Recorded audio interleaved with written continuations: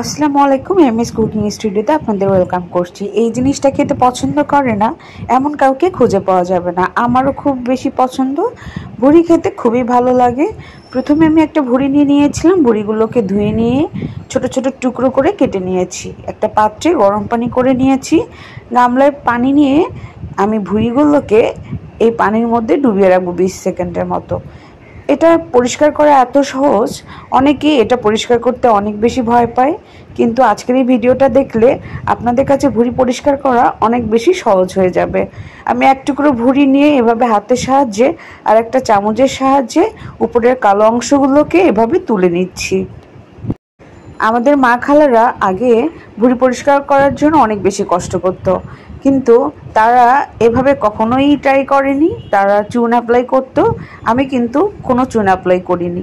আমি আবারও একটা গামলার মধ্যে গরম পানি নিয়ে এক টুকরো ভুঁড়ি দিয়ে দিব।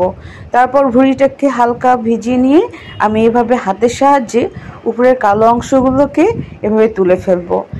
আর এটা গরম পানির মধ্যে যখন ডুবানো হয়, এটা খুব সহজেই উপর থেকে উঠে আসে, মোটেও কষ্ট করতে হয় না। আপনারা একবার যদি এটা ট্রাই করেন তাহলে এটার ফ্যান হয়ে যাবেন আর প্রতিনিয়তই ভুঁড়ি খেতে যাবেন।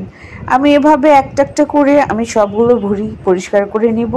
খুব সুন্দর করে পরিষ্কার করে নিয়েছি, দেখেন একটুও কালো অংশগুলো নেই।